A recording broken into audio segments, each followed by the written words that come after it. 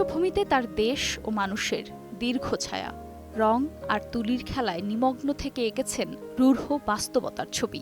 জনমানুষের শিল্পী তিনি, রণবী।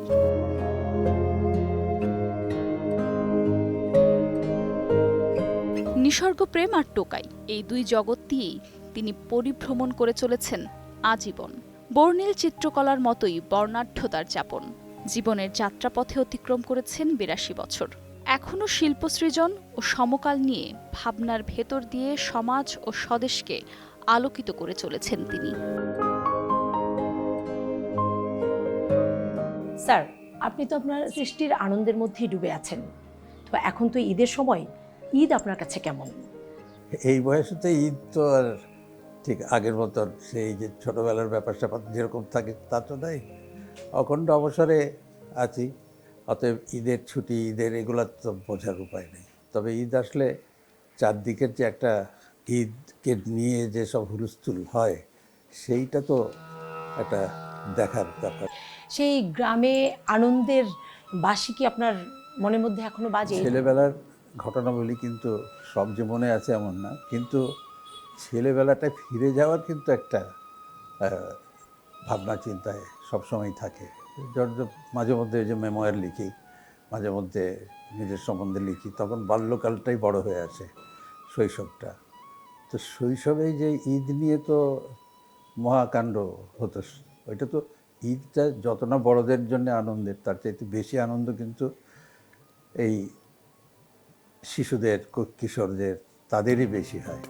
আর আমাদের আমলে আমি এই যে গ্রামে যেতাম, সব সময় যে যাওয়া হতো এমন নয়, কিন্তু মাঝে মধ্যে গ্রামে গিয়ে থাকতাম, এই 2 মাস 3 মাস এরকম কখনো কখনো। আর ওই সময় ঈদ থাকলে সেটা আবার অন্যরকম, যাওয়াটা অন্যরকম হয়ে যায়। এমনি তো আমার দেশ হলো চাঁপাইনবাবগঞ্জ, এটা হলো আমের দেশ বলে খ্যাতি। তো আমের সময় হলে যেতাম বেশি। আর আগেকালে আমাদের ঈদ প্রায় ওই যে সামারের দিকে, ওই দিকটাই মনে আছে, যখন আম এবং ঈদ ইত্যাদি সব একসাথে হলে তো কোনো ঘটনা যে ভর্তি হতে পারেনি। কিন্তু আর্ট কলেজে কিন্তু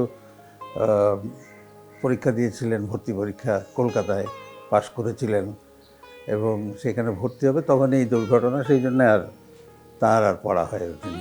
স্যার, আপনি আর্ট কলেজে ভর্তি হলেন, জয়নুল আবেদিন স্যারকে পেলেন। সেই সময়টাতে 60-এর দশকে যদি বলি যে আমাদের রাজনৈতিক দিকটা, রাজনীতি উত্তাল, এবং আপনার ছবির সাথে এই রাজনীতির যে একটা মিশেল, এটাকে কিভাবে ঘটালেন আপনি? আর্ট কলেজে ভর্তি হওয়ার পরে, মানে ছাত্র স্কুলেতে যখন পড়েছি, তখন শুধু এইটা দেখেছি যে এই ভাষা আন্দোলন নিয়ে নানান উত্তাল একটা অবস্থা ছিল পুরা 50 দশক। 52-তে তো 21শে ফেব্রুয়ারির ঘটনা ঘটলো। তারপরেও এইসবে এই আর্ট কলেজে ভর্তি হওয়ার পরে তারপরে জানতে পারলাম যে সেই 21শে ফেব্রুয়ারির দিনেও শিল্পীদের, মানে আমাদের অগ্রজ শিল্পী ছাত্র যারা ছিলেন, তাদের সম্পৃক্ততা ছিল এই আন্দোলনের সাথে। এবং তারা তখন ছবি এঁকে যার যা কাজ, যারা কবিতা লিখতেন কবি, তারা কবিতা লিখেছেন, যারা গদ্য লিখতেন তারা গদ্যে সেই আন্দোলনের ঘটনা নিয়ে লিখেছেন। এবং সেই সময় কিন্তু অনেক তখনকার তরুণ কবি, শিল্পী, সাহিত্যিক, তারা কিন্তু নিজেদেরকে তৈরি করেছিলেন এইভাবে। পরবর্তী পরে এই যে আমাদের শামসুর রহমান ভাই বলি, অথবা হাসান হাফিজুর রহমান বলি, বা অন্যান্য আরও যারা, সবাই কিন্তু ওইখান থেকে, ইভেন আল মাহমুদও, তারা কিন্তু ওইখান থেকে নিজেদেরকে তৈরি করেছিলেন। আর্ট কলেজে ভর্তি হয়ে সেই সব শিল্পীদেরও কিন্তু আমরা সান্নিধ্য পেয়েছি, কারণ আসা যাওয়া করতো। মুর্তজা বশীর, কাইয়ুম চৌধুরী, ইমদাদ হোসেন, আব্দুল রাজ্জাক, সবাই কিন্তু এর মধ্যে ছিলেন। আর বড়দের মধ্যে তো আবেদিন স্যার এবং কামরুল হাসান স্যার, তারা তো ছিলেনই। কী করছেন তারা? পোস্টার করছেন, তারপরে কার্টুন করছেন, এরকম। তা আমার একটু হাতে কার্টুনের যে ড্রয়িং, সেগুলো আসতো, ক্যারিকেচার ড্রয়িং বলে যেগুলোকে, ব্যঙ্গ করার একটা ব্যাপার স্যাপার, এগুলো প্রথম থেকেই বোধহয় সবার একটু নজর ছিল। তো এই মিছিল সাজাবার জন্য যত হতো, মানে সেটা সাংস্কৃতিক হোক আর রাজনৈতিক হোক, সেটার যে পোস্টার টোস্টার আঁকতে হতো placard। সেইগুলো আঁকা হতো বেনামিতে। তো নাম দেওয়া তো কঠিন ব্যাপার ছিল তখন। স্যার, স্বাধীনতার পর আপনি যেহেতু 73 সালে চলে গেলেন বাইরে পড়তে গেলেন, 73 থেকে 76 পর্যন্ত সেখানে যেহেতু বাইরে গিয়েছেন, নানা দেশের মানুষের সাথে, নানা শিল্পীদের সাথে আপনার সংমিশ্রণ ঘটেছে, সেই ক্ষেত্রে আপনার ছবির মধ্যে কোনো পরিবর্তন এসেছিল কিনা, বিশেষ করে আঁকার ক্ষেত্রে? ইউরোপে এমন জায়গায় আমি গেলাম, মানে এটা ভাগ্যে পড়লো যে আমি গ্রিসে গিয়েছিলাম, গ্রিক বৃত্তি নিয়ে, গ্রিক স্কলারশিপে ওইখানে গেলাম। ওইখানে গিয়ে কিন্তু পেন্টিংসে লেখাপড়া করিনি, বা ওই বৃত্তি অনুযায়ী যে ইটা কী বলবো, যে একটা পরীক্ষা নিরীক্ষা ধর্মী কাজের মধ্যে যাওয়া, তো সেটা করেছিল ছাপচিত্রে। ছাপচিত্রেরও একটা মাধ্যম হলো কাঠ খোদাই, সেইটাতে কাজ করি, কাঠ ছাপচিত্র, এইটার মধ্যে গেলাম। এবং তখন এই যে তাদের চর্চা, আমাদের চর্চা, আমরা যা শিখেছি, ওইখানে যা দেখছি, সব মিলেমিশে একটা ঘটনা ঘটছে। এখানে সবচেয়ে বড় হলো যে ইউরোপে গেলে ইউরোপের যে চর্চা এবং আদি থেকে নিয়ে ওই পর্যন্ত যা কিছু হচ্ছিল সেইগুলোকে সামনে থেকে দেখা, গ্যালারিতে, মিউজিয়ামে। এবং পুরা ওই সময় প্রায় অর্ধেক ইউরোপ আমি ঘুরে ঘুরে দেখতাম, মানে যেতাম। এই প্যারিসে চলে গেলাম অনেক দেখতে, অভিজ্ঞতা। হ্যাঁ, এই ইটালির বিভিন্ন শহরে চলে গেলাম, মানে রোম, ফ্লোরেন্স, এই মিলান, এইগুলোতে চলে গেলাম, দেখলাম। আবার ইজিপ্টে গেলাম, দেখলাম। এইগুলো কিন্তু আমি মনে করি যে আমার যে শিল্পকলা চর্চা, সেইখানে কোনো না কোনোভাবে আমাকে আলোকিত করেছে। তো সেইখান থেকে শিখে তারপরে নিজে আবার কিছু এক্সপেরিমেন্টস কিছু করে এই একটা কাঠখোদাইয়ের উপরে কাজের একটা ধরন তৈরি করেছিলাম।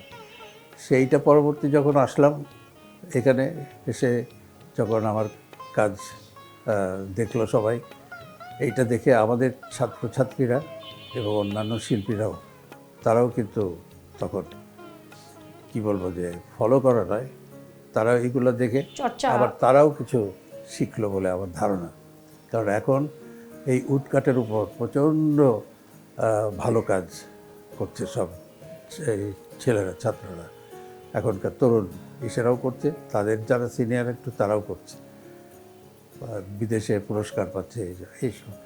এখন যে সবাই ভালো কাজ করছে এই মাধ্যমে, সেইটা কিন্তু এই যে উডকাট মাধ্যমে, সেটা আমি সামগ্রিকটা বললাম একটু আগে, কিন্তু উডকাট মাধ্যমে কাজ যে হচ্ছে এই ব্যাপারে কিছুটা তো আমি দাবি করতেই পারি, কিছুটা অবদান দাবি করতে পারি।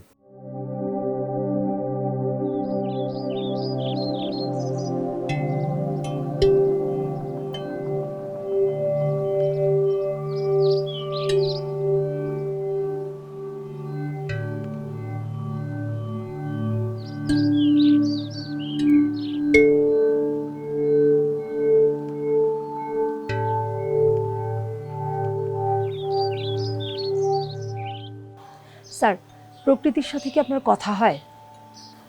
কথা তো অনেক কাব্যিক হয়ে গেল ব্যাপারটা, কিন্তু মানে ওইভাবে বলতে গেলে, কিন্তু প্রকৃতির মধ্যেই তো আমরা বড় হই, প্রকৃতির কাছ থেকে নানান শিক্ষা পাই, সেইগুলা ওই যে অভিজ্ঞতা, সেগুলাই কিন্তু আমাদেরকে পরবর্তীকালে এইখান থেকে পাওয়া যে রস, যে নির্যাস, সেইগুলোকে নিয়েই কিন্তু ছবি আমাদের। মানুষের সাথে গাছের সাথে পশু পাখি, এই লতা গুল্ম যাই বলি, সব কিছুর মধ্যেই কিন্তু আমাদের বসবাস, আর সব কিছুর মধ্যে থেকেই কিন্তু আমরা নিজেদেরকে তৈরি করি। অতএব এরাও বড় শিক্ষক বলবো আমরা। স্যার, আপনার এই পাতা ঝরা গান নাকি বৃষ্টির সেই রিমঝিম শব্দ, কোনটা আপনাকে বিমোহিত করে? আমি আমার স্টুডিওতে ছাদে একটা টিনের শেড রেখেছি। বৃষ্টি হলে যখন ছবি আঁকি, তখন বাইরে এই যে বৃষ্টির ছাট এবং তখন যে শব্দ, এইটা শুধু অনুভব করার জন্য। এটা সবাই শুনলে একটু ভাববে, কিন্তু এটা সত্যি সত্যি এটা কিন্তু একটা ঘটনা ঘটে ছবি আঁকার ব্যাপারে। আর পাতা ঝরা তো, ঝরা পাতা, এটা গানও হয়েছে না?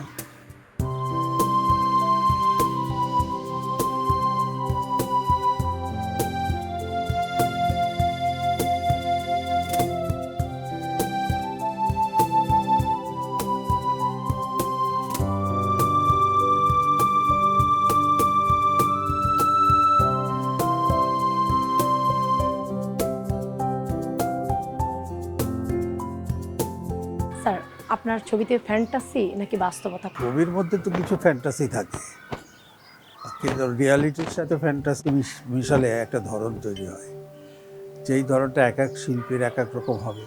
বলছি যে এটা কালো রং, মানুষের মাথার চুল কালো, এই কালো কিন্তু ওই কালো না। আমি যখন মোষ আঁকি তখন তো মোষকে সবাই বলে কালো, কিন্তু ওই কালো কিন্তু কালো না। আমার শিল্পীদের কাছে কিন্তু ওর মধ্যে অনেক রং আছে, অনেক কিছু রিফ্লেক্টেড লাইটস আছে, সেই লাইট থেকে ওই আলোর বিচ্ছুরণ থেকে রং অন্যরকম আছে। ওর মধ্যে আমি নীল দেখি, ওর মধ্যে অনেক কিছু।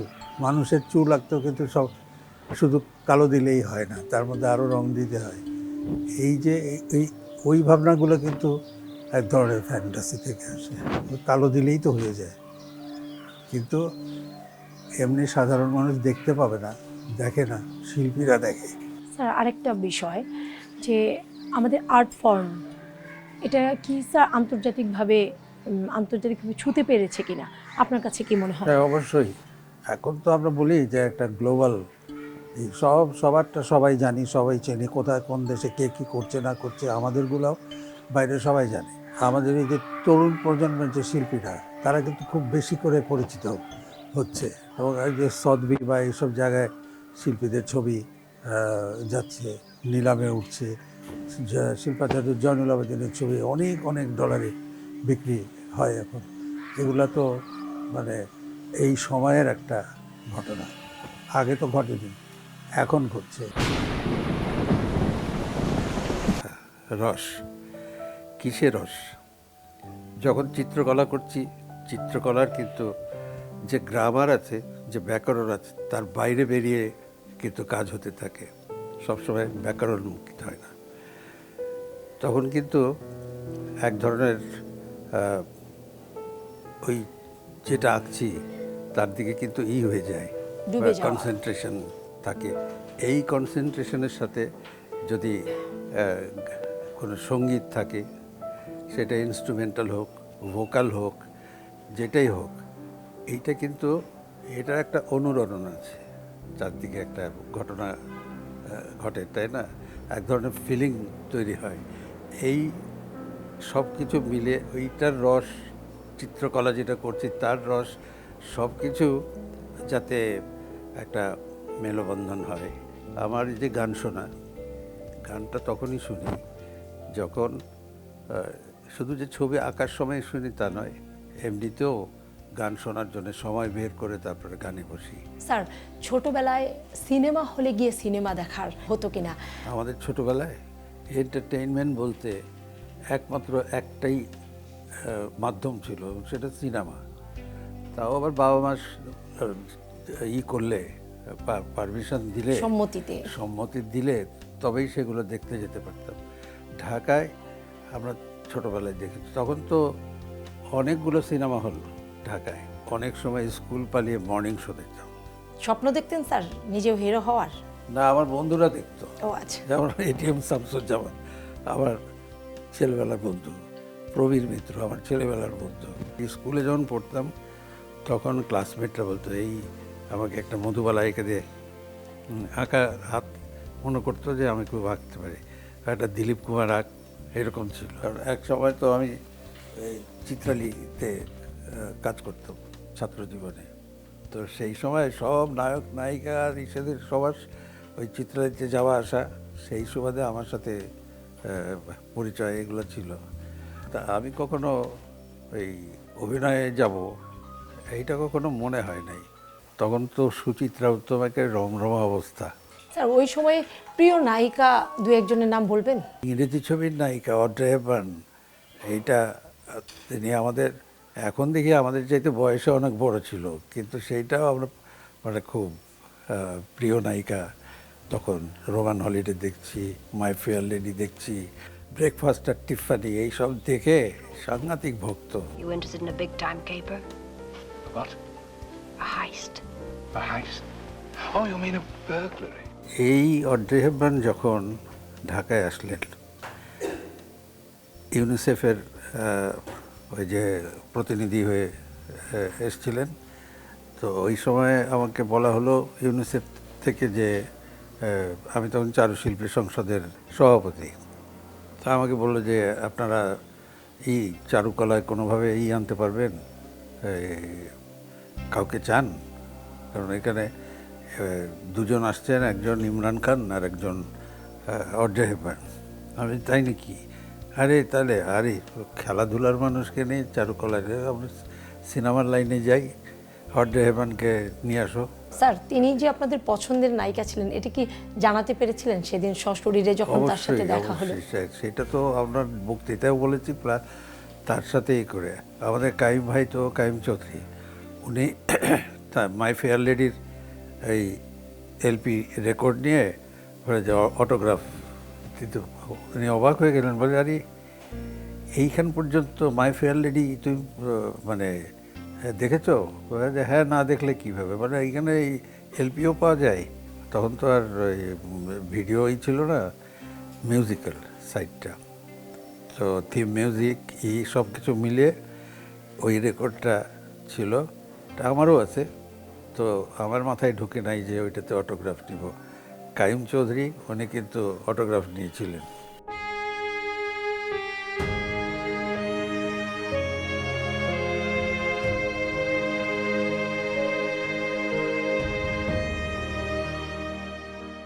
এই ছবি আঁকার পাশাপাশি স্যার আপনি লেখালেখিও শুরু করলেন। এই লেখালেখিটা কি আপনার ছবিতে যেটা প্রকাশ করতে পারেননি বা ফুটিয়ে তুলতে পারেননি, সেটা কি আপনার লেখনীর মধ্য দিয়েই ফুটিয়ে তুলতে চেয়েছেন? সেরকম না, হয়তো একটা সময় যখন বইপত্রের ইলাস্ট্রেশন করা শুরু করলাম, তখন অনেকের পাণ্ডুলিপি, আমি ছিলাম পাঠক, এইগুলো পড়তে পড়তে একজন পাঠক হিসেবে ইচ্ছা হতো যে কিছু কিছু লিখি, সাহিত্যিক হওয়ার জন্যে না, নিজের ভালো লাগার জন্যে।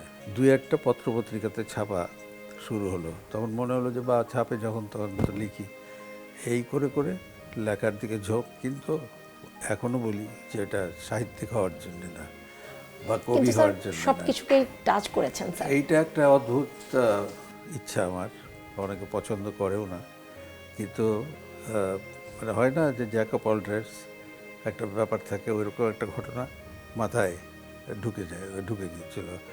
সব কিছুই করি, এগুলোর ছবি আঁকতে যেমন ভালো লাগে তেমনি লিখতেও ভালো লাগে। রসোত্তীর্ণ হলো কি না হলো অন্যেরা বিচার করবে, আমি ওইভাবে তো নিজে বিচার করতে পারি না। আমি যেটা পারি, আমার ছবি যেটা আঁকলাম সেইটা ভালো হলো কি মন্দ হলো, এই বিচার কিন্তু শিল্পীকে একা নিতে হয়, এবং সেইটা আমি নেই যে হ্যাঁ এই ছবিটা ভালো হয়েছে।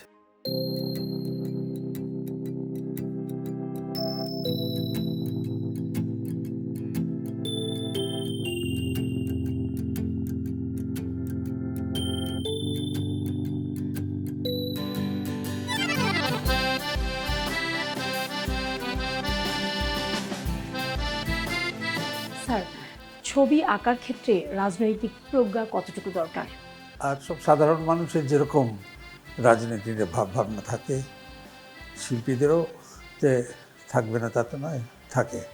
সেইটা কিন্তু রাজনীতিবিদরা যেরকম তাদের যে প্রজ্ঞা, ওই প্রজ্ঞা না, শিল্পীদের ভাবনায় এক ধরনের অনুভূতি প্রবণতা থাকে, তো সেইখান থেকে কিন্তু ভাবনাটা থাকে।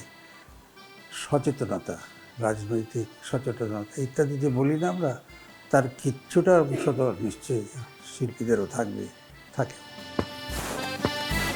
এই কি ঝাড়ু দিচ্ছ? রাজনীতিতে বলা গত বছরের মিছা কথাগুলো রে। স্যার আপনার সর্বশ্রেষ্ঠ চিত্র টোকাই সিরিজ, তো এটার একটু গল্পটা যদি বলতেন। এইটা যে চিত্রকলার যে আমাদের যে মানে জগৎ, চিত্রকলার যে ব্যাপার, তার একটা দিক টোটাল চিত্রকলার যে পেন্টিং টেন্টিংস এটার থেকে একটু বাইরে। আসলে 60 দশকের শেষের দিকে যখন ওই যে মিছিল টিছিলের জন্য যেসব কার্টুন টার্টুন করা হতো, ওই সময় এই কিছু ছোট এই যে পথশিশু বলি আমরা যেটিকে, তাদেরকে দেখতাম এবং তাদেরকে নিয়ে কিন্তু কিছু কিছু কার্টুন পত্রিকার জন্যেই আঁকা হতো। কিছু কিছু পত্রিকা ছাপতো, সচিত্র সন্ধানীতে ছাপা হচ্ছে, তারপরে আরও কী কী পত্রিকা, যাই হোক। তখন কিন্তু নাম দিইনি। এইটা দিলাম আমি বিদেশ থেকে 76 সালে ফেরত আসার পরে। তারপরে এটা নিয়ে আমাদের সম্পাদক শাহাদাত চৌধুরী বলল যে একটা কিছু করা যায় কিনা, দেখো তো কার্টুন ওদের পত্রিকায়, বিচিত্রা পত্রিকা। তখন আমি তো করবো না বলেও ঠিক করেছি, কিন্তু বারবার যখন বলা হলো তখন বললাম যে তাহলে একটা সেমি স্ট্রিপ একটা কার্টুনের দিকে যাই, একটা কোশ্চেন অ্যান্ড অ্যান্সার থাকুক, ওই বাচ্চাদের সাথে কথোপকথন, যেটা আগে আঁকতাম। তখন ভাবলাম যে তাহলে একটা নাম দিই। এই নাম ভাবতে ভাবতে ভাবতে ভাবতে টোকাই নামটা, টোকা মিয়া, টোকা, টোকন, এই ধরনের ভাবছিলাম। ভাবতে ভাবতেই টোকাইটা দিলাম। ভাবলাম যে থাকবে না, কোনো অর্থবহ নাম হবে না, কোনো পরিবারে আছে এরকম নাম নয়। তাহলে মধ্যবিত্ত পরিবার থেকে টোকন নাম আছে, তো টোকা মিয়া আছে, এরকম সব আছে। তো ওইরকম হলে ওই পরিবারের কথা মনে হবে, নিজেদের কেউ থাকলে ওইটা মনে হবে। এমন একটা নাম দিই যেটা কোনো অর্থ হয় না। তখন এই টোকাইটা দিলাম। টোকাইয়ের পিছনের এইটা হলো ও সমাজকে দেখছে, মানে টোকাইকে দিয়ে সমাজটা, আমার সমাজটাকে দেখা, সমাজটা দেখছে, কথা বলছে, একজন আরেকজনের সাথে মত বিনিময় করছে, দর্শন থেকে শুরু করে, সাহিত্য থেকে শুরু করে, মহাশূন্য, মানে যাবতীয় যা কিছু আছে সব কিছু নিয়ে ফট করে একটা কথা বলে দেয়। রাজনীতি, সেখানে সমাজনীতি, সেখানে অর্থনীতি, সেখানে যত রকম আছে, জীবনের সাথে জড়িত যা কিছু আছে সব কিছুকে টোকাই বলবে।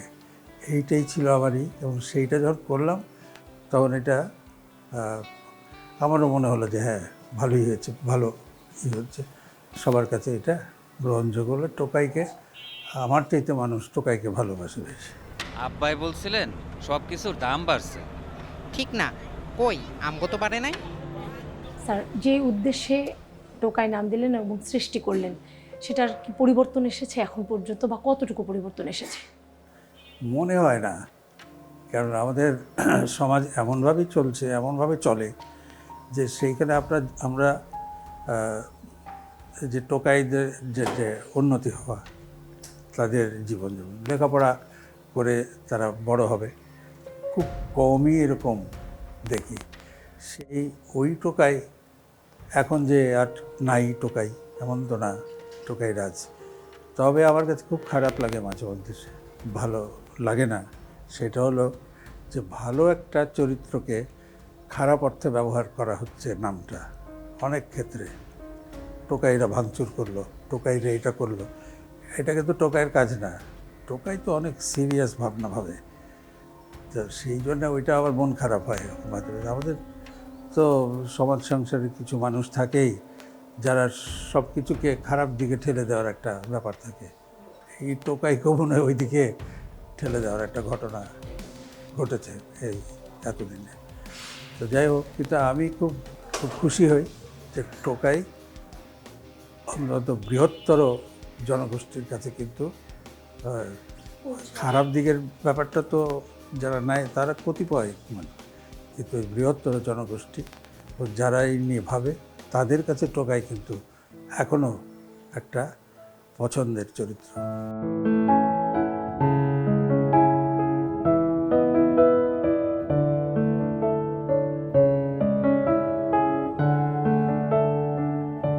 স্যার, এই যে 8 দশকের এই জীবন, আঁকতে আঁকতে কি কখনো আপনার ক্লান্তি লাগেনি? কখনো মনে হয়নি যে শেষ করা দরকার? না, এইরকম মনে হলে তো এগুলো হয় না। আর্টিস্টদের এটা হয় না, কারণ একটা ওইটার মধ্যেই তো সব কিছু, তো একটার থেকে আরেকটা, আরেকটার থেকে আরেকটা, এই যে আমাদের যে জার্নি, এই জার্নির আসলে শেষ নেই। হ্যাঁ, দশকের পর দশক আসুক, আমাদের কিন্তু কাজ চলতেই থাকে, এবং সেইটা একটা, এই দিকটা তো একটা, ওই প্রথমেই আমি বলেছিলাম যে একটা রসের দিক, একটা মজার দিক, একটা ভালোবাসার দিক, ভালো লাগার দিক, সেই সব অনেক কিছুর কারণে এই যে এই চলমান প্রক্রিয়া। চলমান চলছে, এটা চলবে, এবং এটা আজীবন যাতে চলে সেই আশা করি, সেই প্রত্যাশাও হ্যাঁ, করি স্যার সেই- আমরা। স্যার, আপনার জীবন দর্শন ভাবনা? জীবন দর্শনের প্রথমটাই তো হলো যে এই ছবি আঁকা, মানে শিল্পী হব। শিল্পী হতে গেলে যাবতীয় যা কিছু একজন শিল্পীর থাকতে হয়, ভাবনা বলি, চিন্তা বলি, দর্শন বলি, অনেক কিছুই তো, তো সেইটা আছে আমার জীবনের। এমন নয় যে খুব বড় শিল্পী হতে হবে, এই দর্শন ছিল না, কিন্তু এইটা বললেও হয় না, আশা করলেও যে হবে তাও না। আবার মানে সব কিছুই ঠিকঠাকই চললো, কিন্তু তারপরেও হয়ে নাও উঠতে পারে। আমি সেই জন্য যাতে একটা বড় শিল্পী হতে পারি, এই কী বলে প্রতিষ্ঠিত একজন শিল্পী হিসেবে নাম থাকতে পারে, এইটা কিন্তু কোনো সময় ভাবি নাই। নিজের কাজটুকু নিজে করে গেছি, একটার পর একটা কাজ করেছি, এক এক সময় এক এক মাধ্যমে কাজ করেছি। এই যে এর মধ্যে দিয়ে এই ভ্রমণ এতদিনের, এই যে 8টা দশক 9টা দশক যা বলা হলো, এর ভুতটা দিয়ে আসা, তো অতএব সেইটাই হলো কী বলবো, যে আসল কাজ করাটাই। ওই দর্শন ছিল না, কিন্তু যেইটুকু অর্জিত হয়েছে, যা অর্জন করেছি, মনে হয় মাঝে মধ্যে ভাবি যে এইটাই কম কথা নয়। তো আরও কিছুদিন কাজ যাতে করতে পারি, সেটা থাকতে হবে। দর্শন ওই রকম না, শিল্পী হওয়া ভেবেছিলাম, শিল্পী হয়েছি। এখন শিল্পকলার মধ্যে থেকে যা কিছু করণীয়, সেইটা যতটুকু পেরেছি করেছি। এরপরে আরও যেটুকু সময় আছে, তার মধ্যে আরও হয়তো কিছু আসবে। স্যার, আরেকটা ছোট্ট একটা বিষয় জানতে চাই স্যার, যে আপনার কাছে মৃত্যু নাকি রূপান্তর, কোনটা মনে করেন? না, এটা তো কঠিন একটা কথা।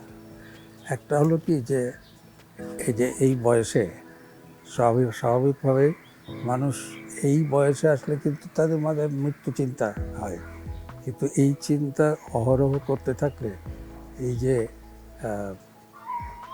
পৃথিবীর দিন দুনিয়ার যত কাজ আছে, সেইগুলা কিন্তু আর হবে না। মানে যেমন আমার কাজ হলো, যেমন এই শিল্পকলার মধ্যে থাকে, শিল্পকলা নিয়ে থাকা, শিল্পকলা চর্চা করা, এইটা তো হয়ে যাবে। তো মানুষ মাত্রই একটা এক জায়গায় গিয়ে জ্যোতি টানবে, একখানে গিয়ে বন্ধ হবে, তাই তো চলে যাবে। কিন্তু এই